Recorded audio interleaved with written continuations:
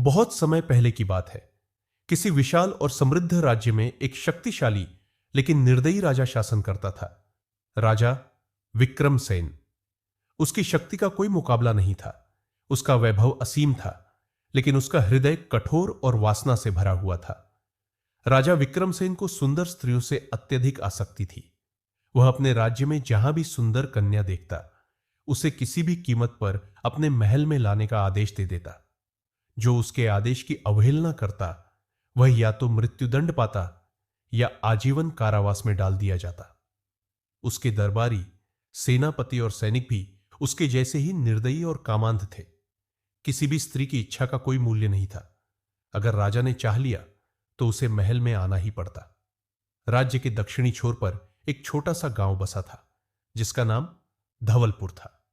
यह गांव हरे भरे खेतों, शांत जलाशयों और ऊंचे ऊंचे पेड़ों से घिरा हुआ था।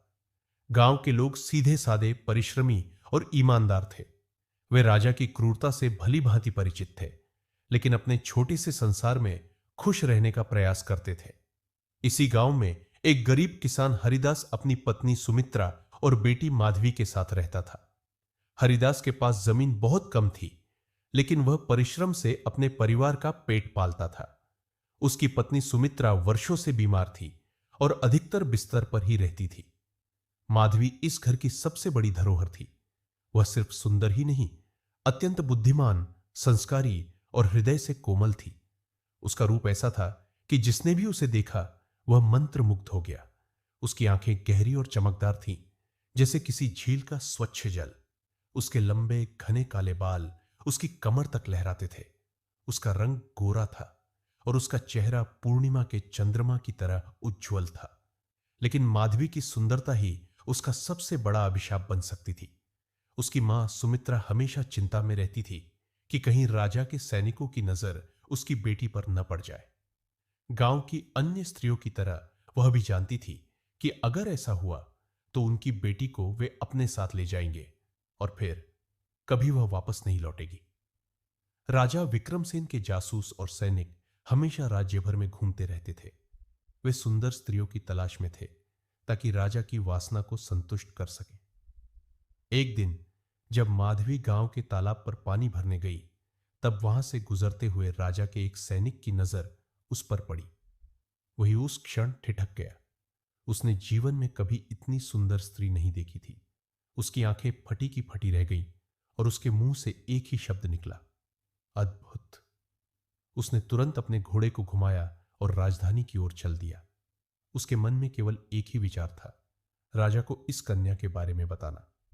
जब वह सैनिक महल पहुंचा तो उसने राजा विक्रमसेन के दरबार में जाकर कहा, महाराज, मैंने आपके राज्य में अब तक की सबसे सुंदर कन्या को देखा है। उसकी तुलना किसी अप्सरा से भी नहीं की जा सकती। यदि वह आपके महल में आ जाए तो आपके हरम की सबसे अनमोल रानी बन सकती है। राजा की आंखें चमक उठी। उसकी रुचि तुरंत जाग उठी। उसने मुस्कुराकर कहा, मुझे उसके बारे में और बताओ। वह कौन है, कहां रहती है? सैनिक ने सिर झुकाकर उत्तर दिया, महाराज, वह एक गरीब किसान हरिदास की बेटी है। उसका नाम माधवी है और वह धवलपुर गांव में रहती है। राजा को यह सुनकर और अधिक आनंद हुआ। उसे हमेशा यह लगता था कि जो स्त्री उच्च कुल से नहीं है, उसे पाने में कोई कठिनाई नहीं होगी। वह हंसते हुए बोला, उसे कल ही महल ले आओ। मैं उसे अपनी रानी बनाऊंगा। यदि उसके पिता विरोध करे तो उन्हें मृत्यु का स्वाद चखाओ। अगले दिन भोर होते ही राजा के सैनिकों का एक दल धवलपुर की ओर चल पड़ा। गांव के लोग जब इन सैनिकों को आते देखे तो भय से कांपने लगे। हर कोई समझ गया कि कोई अनहोनी होने वाली है। सैनिकों ने सीधे हरिदास के घर का दरवाजा खटखटाया। जब हरिदास ने दरवाजा खोला तो उसने सामने भारी भरकम सैनिकों को देखा, जो तलवारें लिए खड़े थे। सैनिकों के नेता ने कड़कते हुए कहा, राजा विक्रमसेन का आदेश है, तुम्हारी बेटी माधवी को महल ले जाना है। राजा उसे अपनी रानी बनाएगा। यह राजा का सम्मान है। इनकार करने की भूल मत करना। हरिदास का हृदय धड़क उठा। उसके पैरों तले जमीन खिसक गई। उसकी आंखों में आंसू भर आए। उसने कांपते हुए हाथ जोड़कर कहा, महाराज, मेरी बेटी अभी बहुत छोटी है। कृपा करके हमें छोड़ दीजिए। लेकिन सेनापति निर्दयी हंसी हंसते हुए बोला, राजा का आदेश टाला नहीं जा सकता। अगर कोई विरोध करेगा तो उसकी गर्दन काट दी जाएगी। माधवी की मां सुमित्रा जो बिस्तर पर थी, यह सब सुनकर रो पड़ी। उसने कांपते हाथों से माधवी को पकड़ लिया और गिड़गिड़ाते हुए कहा, बेटी, मत जा, वहां से कोई वापस नहीं लौटता। माधवी के मन में भय तो था, लेकिन उसने हिम्मत नहीं हारी। वह सैनिकों की ओर बढ़कर साहस से बोली, मैं राजा के महल नहीं जाऊंगी। मैं अपनी स्वतंत्रता नहीं खो सकती। सैनिकों को उसकी यह बात नागवार गुजरी। वे उसे घसीटने लगे। माधवी चीखती रही, रोती रही, लेकिन किसी ने उसकी पुकार नहीं सुनी। गांव वाले भयभीत होकर अपने घरों में छिप गए। हरिदास अपनी बेटी को छुड़ाने के लिए दौड़ा, लेकिन एक सैनिक ने उसकी छाती में लात मारकर उसे गिरा दिया। वह जमीन पर गिर पड़ा और उसकी आंखों के सामने अंधेरा छा गया। सैनिक माधवी को जबरदस्ती अपने घोड़े पर बिठाकर राजधानी की ओर चल पड़े। माधवी की चीखें धीरे धीरे गांव से दूर होती गई। राजा विक्रमसेन के सैनिक जबरन माधवी को अपने घोड़े पर बिठाकर राजधानी की ओर ले जा रहे थे। उसकी आंखों से आंसू बह रहे थे, लेकिन उसके मन में एक अडिग संकल्प था। वह राजा के अधीन होकर नहीं जिएगी। गांव वाले भयभीत होकर अपने घरों के दरवाजों से झांक रहे थे, लेकिन कोई भी साहस नहीं कर पा रहा था कि माधवी को बचाने के लिए कुछ करे। उसकी मां सुमित्रा बिस्तर पर पड़ी रो रही थी और उसके पिता हरिदास बेहोश पड़े थे। सैनिकों का काफिला जंगलों और मैदानों को पार करता हुआ राजधानी की ओर बढ़ रहा था। माधवी ने रास्ते में कई बार भागने की कोशिश की, लेकिन सैनिकों की सख्ती ने उसे रोक दिया। एक सैनिक हंसते हुए बोला, इतना प्रयास मत कर लड़की, तुम हमारी रानी बनने जा रही हो। तुम्हारी किस्मत हम जैसी हजारों लड़कियों से बेहतर है। माधवी क्रोध से बोली, अगर तुम में जरा भी इंसानियत होती तो तुम किसी लड़की को जबरदस्ती राजा के पास ले जाने का पाप ना करते। एक अन्य सैनिक हंसा और बोला, राजा जो चाहता है वही होता है, किसी को उससे सवाल करने की अनुमति नहीं।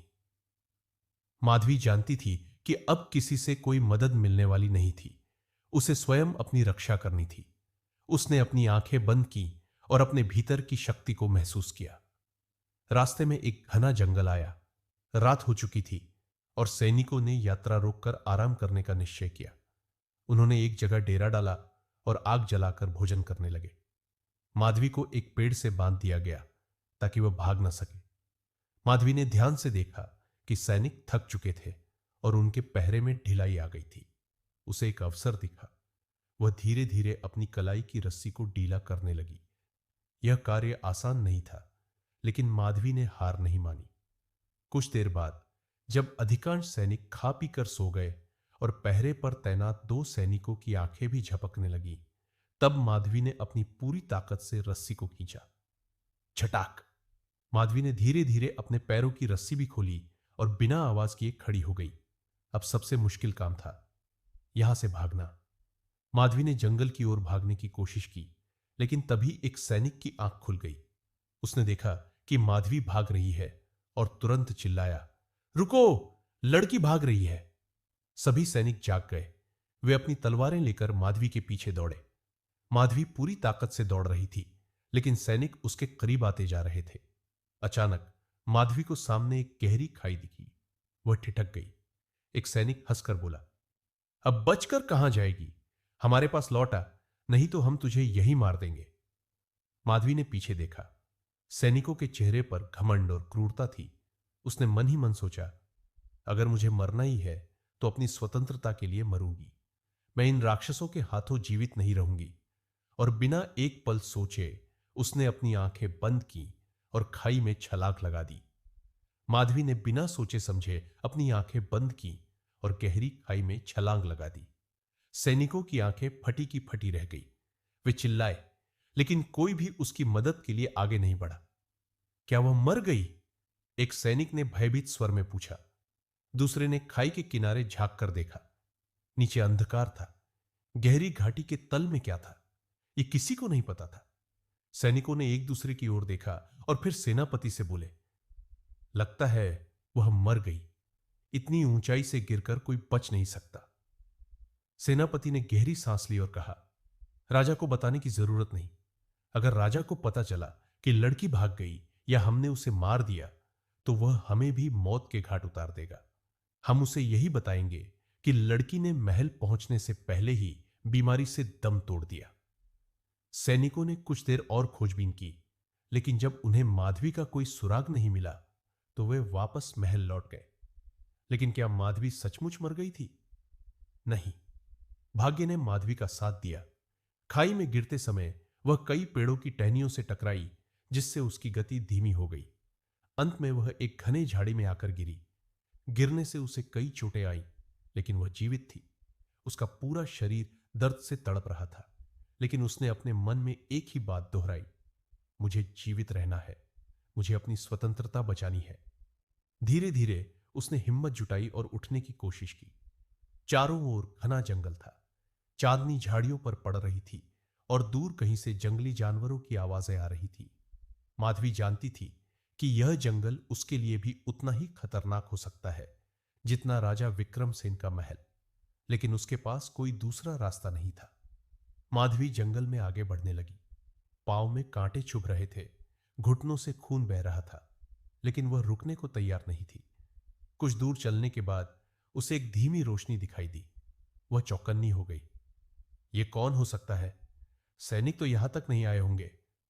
काफी सावधानी से वह रोशनी की ओर बढ़ी। पास जाकर उसने देखा कि वहां एक बड़ा पीपल का पेड़ था, जिसके नीचे एक साधु ध्यानमग्न बैठे थे।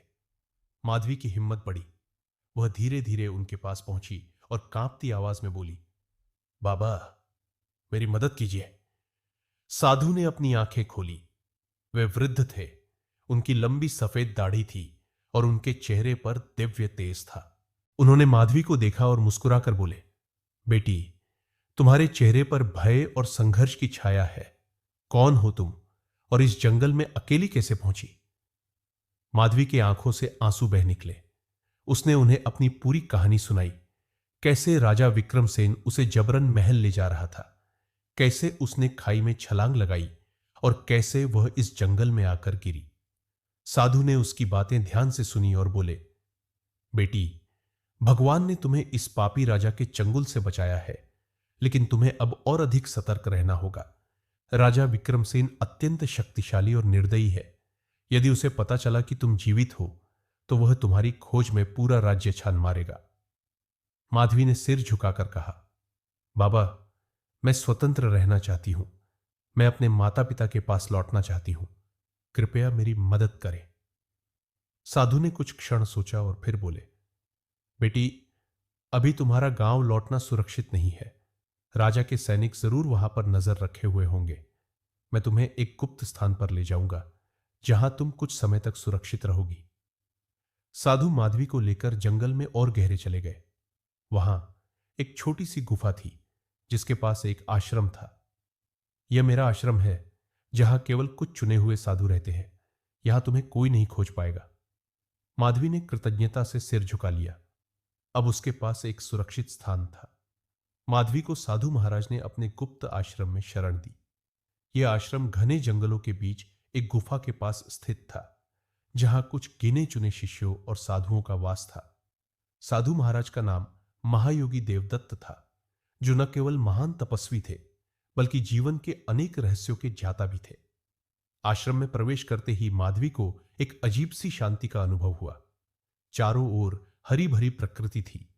पेड़ों पर पक्षी चहचहा रहे थे और एक छोटी सी नदी पास ही बह रही थी। महायोगी देवदत्त माधवी को आश्रम के अंदर ले गए और एक कुटिया में बैठाकर बोले, बेटी, अब तुम सुरक्षित हो, लेकिन ध्यान रखना, तुम्हें अपनी पहचान किसी को नहीं बतानी है। राजा विक्रमसेन अगर यह जान गया कि तुम जीवित हो, तो वह तुम्हें फिर से पकड़ने की कोशिश करेगा। माधवी ने सिर झुकाकर कहा, बाबा, मैं आपके चरणों में रहकर कुछ सीखना चाहती हूं। केवल एक अबला नारी बनकर नहीं जीना चाहती, बल्कि अपने आत्मरक्षा और ज्ञान की शक्ति को बढ़ाना चाहती हूं। महायोगी ने उसकी आंखों में झांका और देखा कि उसमें केवल भय नहीं, बल्कि एक दृढ़ निश्चय भी था। बेटी, यह अच्छी बात है। यदि तुम सीखना चाहती हो, तो मैं तुम्हें वह शिक्षा दूंगा जो एक स्त्री को न केवल आत्मनिर्भर बनाएगी, बल्कि उसे शक्तिशाली भी बनाएगी। महायोगी ने माधवी को आश्रम में रहने की अनुमति दे दी। उन्होंने उसे आत्मरक्षा, योग और ध्यान की शिक्षा देनी शुरू की। माधवी ने न केवल शारीरिक प्रशिक्षण प्राप्त किया, बल्कि अपने मन को भी दृढ़ बनाया। शस्त्र विद्या। साधुओं के एक शिष्य ने माधवी को तलवार चलाने, धनुष बाण चलाने और छुपकर हमला करने की कला सिखाई। योग और ध्यान। महायोगी ने उसे ध्यान और योग की गहरी विधियां सिखाई, जिससे उसका मन और शरीर दोनों मजबूत हो सके। संघर्ष की कहानियां। माधवी ने महायोगी से कई पुरानी कहानियां सुनी, जहां महिलाओं ने अन्याय के विरुद्ध लड़ाई लड़ी थी। इससे उसका आत्मविश्वास बढ़ता गया। धीरे धीरे माधवी एक सामान्य गांव की लड़की से एक बहादुर योद्धा के रूप में बदलने लगी। उधर जब राजा विक्रमसेन को यह पता चला कि माधवी मर चुकी है, तो उसे विश्वास नहीं हुआ। इतनी सुंदर लड़की इतनी आसानी से मर नहीं सकती। उसने अपने गुप्तचरों को आदेश दिया कि वे पूरे राज्य में माधवी की खोज करें। राजा को यह संदेह था कि शायद माधवी कहीं छिपी हो। राजा के गुप्तचर गांव-गांव जाकर पूछताछ करने लगे। उन्होंने धवलपुर गांव भी छान मारा, लेकिन वहां किसी को माधवी के बारे में कुछ नहीं पता था। राजा का क्रोध बढ़ता गया। अगर वह जीवित है तो उसे खोज निकालना होगा। उसने घोषणा की, जो भी माधवी के बारे में कोई जानकारी देगा, उसे 100 स्वर्ण मुद्राएं दी जाएगी। राजा के गुप्तचरों ने जंगलों की भी तलाशी शुरू कर दी। एक दिन उनमें से एक गुप्तचर भटकते हुए आश्रम के पास आ पहुंचा। वहां उसने एक लड़की को तलवार चलाते देखा। वह माधवी थी। गुप्तचर की आंखें चमक उठी। उसने मन ही मन सोचा, माधवी जीवित है। अगर मैं यह खबर राजा को दूं तो मुझे बहुत इनाम मिलेगा। वह तुरंत पलटकर राजा के पास जाने लगा, लेकिन तभी माधवी की नजर उस पर पड़ गई। रुको! माधवी ने तेज आवाज में कहा, लेकिन गुप्तचर भागने लगा। माधवी ने बिना समय गंवाए अपने धनुष से एक तीर निकाला और निशाना साधकर उसे चला दिया। तीर गुप्तचर के पैर में लगा और वह जमीन पर गिर पड़ा। माधवी उसके पास गई और तलवार उसकी गर्दन पर रखते हुए बोली, कौन हो तुम और यहां क्या कर रहे थे? गुप्तचर डर से कांपते हुए बोला, मैं राजा का दूत हूं। मैंने देख लिया कि तुम जीवित हो। अब राजा को यह खबर मिलेगी और वह तुम्हें पकड़ने जरूर आएगा। माधवी ने गहरी सांस ली। तो युद्ध शुरू होने ही वाला है। माधवी ने तलवार की नोक गुप्तचर की गर्दन पर रखते हुए कठोर स्वर में कहा, अब बताओ, तुम राजा के लिए क्या संदेश ले जाने वाले थे? गुप्तचर दर्द से कराह उठा। उसके पैर से खून बह रहा था, लेकिन वह हिम्मत जुटाकर बोला, राजा को बताने जा रहा था कि तुम जीवित हो और यहीं छिपी हो। जैसे ही राजा को यह खबर मिलेगी, वह अपनी पूरी सेना लेकर तुम्हें पकड़ने आ जाएगा। माधवी के चेहरे पर चिंता की लकीरें उभर आई। उसने महायोगी देवदत्त की ओर देखा। महायोगी ने गंभीर स्वर में कहा, बेटी, अब तुम्हें निर्णय लेना होगा। यदि यह संदेश राजा तक पहुंच गया तो वह न केवल तुम्हें बल्कि इस पूरे आश्रम को भी नष्ट कर देगा। माधवी ने बिना कोई समय गंवाए गुप्तचर को एक पेड़ से बांध दिया और आश्रम के सभी साधुओं और शिष्यों को एकत्र किया। अब छिपने का समय नहीं है। राजा को रोकने के लिए हमें खुद आगे बढ़ना होगा। माधवी अब सिर्फ एक डरी सहमी लड़की नहीं थी। वह आत्मरक्षा और युद्ध कौशल में निपुण हो चुकी थी। महायोगी देवदत्त के मार्गदर्शन में उसने एक रणनीति बनाई। वो एक गुप्तचर को बंदी बनाकर रखा जाए ताकि वह राजा तक संदेश न पहुंचा सके। 2. राजा के महल में गुप्त रूप से प्रवेश किया जाए और वहां उसकी कमजोरी को पहचाना जाए। 3. गांव वालों को एकजुट किया जाए ताकि वे भी अपने बचाव के लिए तैयार हो सके। साधु और शिष्यों ने माधवी की योजना को स्वीकार कर लिया।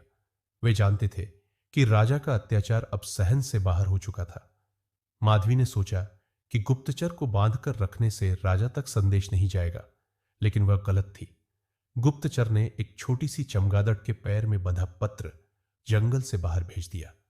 उस पत्र में उसने लिख दिया, माधवी जीवित है और साधुओं के आश्रम में छिपी है। जल्दी से सेना भेजो। जैसे ही यह पत्र राजा विक्रमसेन तक पहुंचा, वह गुस्से से पागल हो गया। तो माधवी मरी नहीं थी, वह बच निकली। मुझे धोखा दिया गया। उसने तुरंत अपनी सेना को तैयार करने का आदेश दिया। आग लगा दो उस जंगल को, उन साधुओं को मार डालो, माधवी को जिंदा पकड़कर लाओ। राजा की क्रूरता अब अपने चरम पर थी। इससे पहले कि राजा की सेना आश्रम तक पहुंचती, माधवी ने अपनी योजना को अमल में लाने का निश्चय किया। वह कुछ साधुओं के साथ छद्म वेश में राजा के महल में घुस गई। वे एक व्यापारी और उसके सेवकों के रूप में महल में दाखिल हुए। महल में एक व्यक्ति था जो इस अत्याचार से नाखुश था, राजा का पुत्र राजकुमार चंद्रसेन। राजकुमार चंद्रसेन को अपने पिता की क्रूरता पसंद नहीं थी। जब उसने सुना कि राजा विक्रमसेन एक निर्दोष लड़की और साधुओं की हत्या करवाने जा रहा है, तो उसे बहुत दुख हुआ। माधवी ने उसे पहचान लिया और अकेले में मिलने का संकेत दिया। रात के समय महल के बाग में दोनों मिले। माधवी ने कहा, राजकुमार, क्या आप सच में अपने पिता के इस अन्याय का समर्थन करते हैं? राजकुमार ने गहरी सांस ली और कहा, नहीं, लेकिन मैं उनके विरुद्ध कुछ नहीं कर सकता। वे बहुत शक्तिशाली हैं। माधवी ने दृढ़ स्वर में कहा, अगर कोई अत्याचार के विरुद्ध नहीं खड़ा होता तो अत्याचारी और शक्तिशाली हो जाते हैं। राजकुमार कुछ क्षण सोचता रहा, फिर बोला, अगर मैं तुम्हारी मदद करूं तो तुम क्या करोगी? माधवी की आंखों में चमक आ गई। उसने कहा, मैं राजा को उसकी ही चाल में फंसाऊंगी। राजकुमार चंद्रसेन ने माधवी को महल की कई गुप्त जानकारियां दी। राजा की गुप्त सुरंग जिससे वह आपातकाल में भागता था, सेना के कमजोर स्थान जहां हमला करना आसान था, राजा के सबसे विश्वासपात्र मंत्री जिनकी निष्ठा डगमगाने वाली थी। माधवी ने राजकुमार को धन्यवाद दिया और चुपचाप महल से निकल गई। अब उसके पास वह जानकारी थी जिससे वह राजा को हरा सकती थी। लेकिन तभी जंगल से धुएं के गुब्बार उठने लगे। नहीं, राजा की सेना ने जंगल में आग लगा दी है। माधवी ने घोड़े पर चढ़कर पूरी गति से आश्रम की ओर प्रस्थान किया। लेकिन जब वह वहां पहुंची तो दृश्य भयावह था। साधुओं की कुटियाएं जल रही थी। गांव वालों को पकड़कर बंदी बनाया जा रहा था। राजा की सेना अट्टहास कर रही थी। माधवी का खून खौल उठा। उसने अपने साथियों की ओर देखा और कहा, अब लड़ाई का समय आ गया है। माधवी जब आश्रम पहुंची तो चारों ओर तबाही का मंजर था। आग की लपटें हवा में उठ रही थीं और राजा विक्रमसेन के सैनिक साधुओं को मार रहे थे। गांव के निर्दोष लोगों को पकड़कर बेड़ियों में जकड़ दिया गया था। माधवी ने अपने घोड़े की लगाम खींची और गुस्से से आंखें लाल करते हुए अपने धनुष से पहला तीर निकाला। अब अत्याचार का अंत होगा। उसने एक तीर चलाया जो सीधा जाकर एक सैनिक की गर्दन में धंस गया। सैनिक चीखते हुए जमीन पर गिर पड़ा। सैनिकों ने तुरंत माधवी को देख लिया और चिल्लाने लगे, वह रही, राजा ने इसे जिंदा पकड़ने का आदेश दिया है। लेकिन माधवी अब भागने वालों में से नहीं थी। उसने अपनी तलवार निकाल ली और बिजली की गति से सैनिकों के बीच कूद पड़ी। वह एक एक कर उन्हें गिराने लगी। राजा का क्रोध और राजकुमार की दुविधा। राजा विक्रमसेन अपने महल में बैठा था।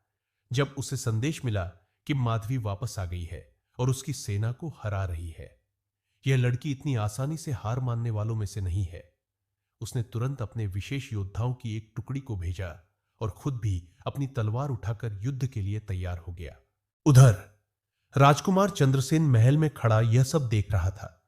वह जानता था कि उसका पिता एक निर्दयी शासक था, लेकिन क्या वह अपनी ही सेना के खिलाफ जाकर माधवी की मदद कर सकता था?